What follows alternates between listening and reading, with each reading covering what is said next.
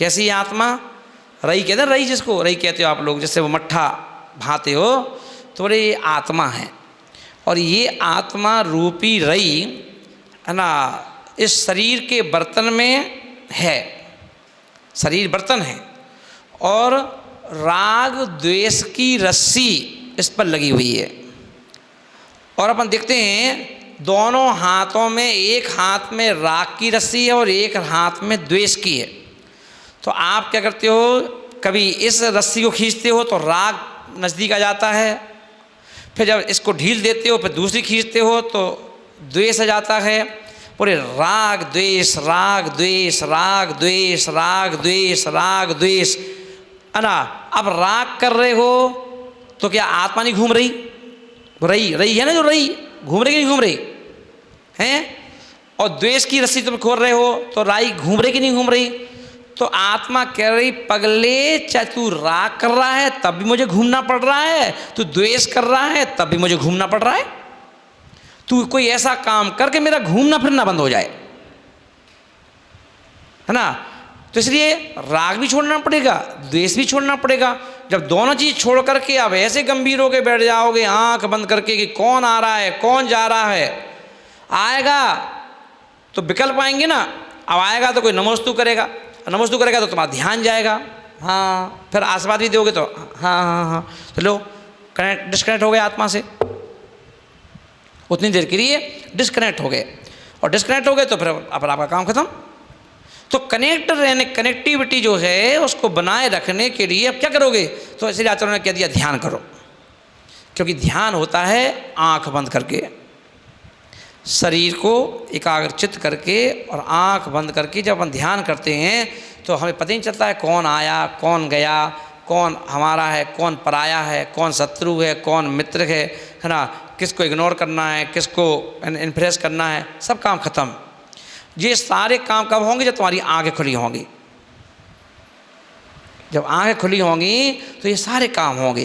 अरे ये अपना आदमी यार, अपना भक्त है, आ जाओ, सबके लिए दरवाज़ा बंद है, इसकी दरवाज़ा खोल दो, सबके लिए कोरोना है, ये तो हमारा खास है, ये तो कोई कोरोना नहीं है, ये तो लस्सी लेके आया है, इसके पास कहाँ, इसके बाद तो कोरोना आ ही सकता, ये तो क्योंकि हमारा खास भक्त है, आ जाओ, हैं, आजा भाई आजा, तू पैर छू ले मेरे, तू तो भैया बत्ती कभी कर दे, तू मेरे को आहार भी दे ले, तू सब कुछ कर ले, कोई कोरोना नहीं है।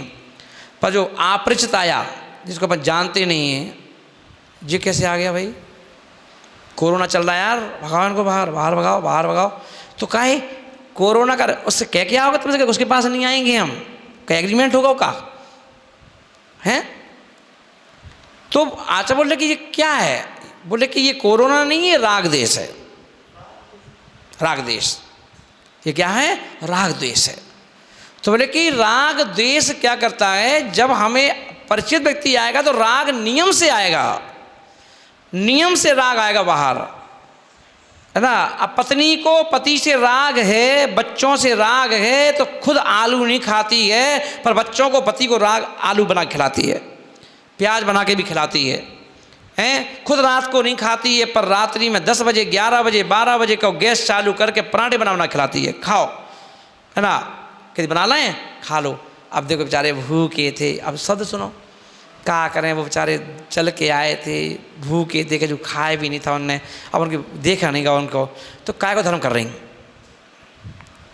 हैं? फिर ध्यान ही रख लो अच्छे से, ध्यान रख लो अच्छे से, फिर संकल्प विकल्प काय को।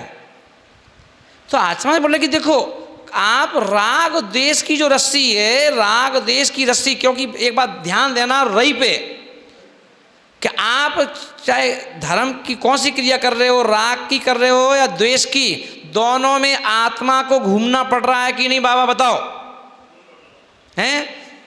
अगर राग को अच्छा मानते हो तो राग में आत्मा को नहीं घूमना चाहिए, हैं?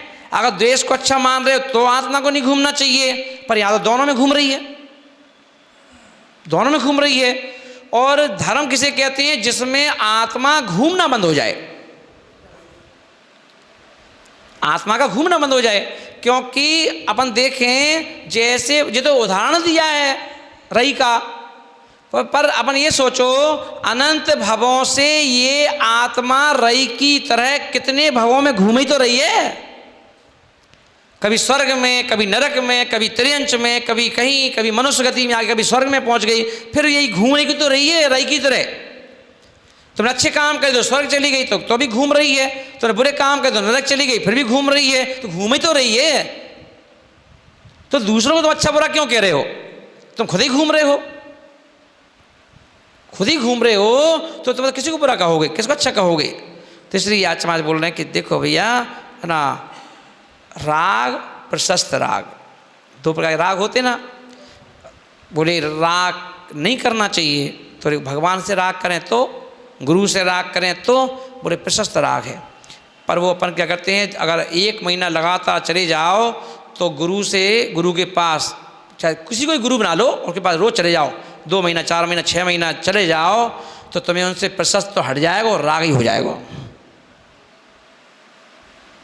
फिर तुम्हें राग हो जाएगा, राग हो जाएगा। फिर तुम्हें ये लगेगा, ऐसे ऐसे इंसिडेंट देखे गए कि शादी होने पर मुनि राजों ने अपने भक्तन का, चेली हो सकती है, चेला हो सकते हैं, उनका शादी का कार्ड तैयार कर दिया कि ऐसा बनवाओ।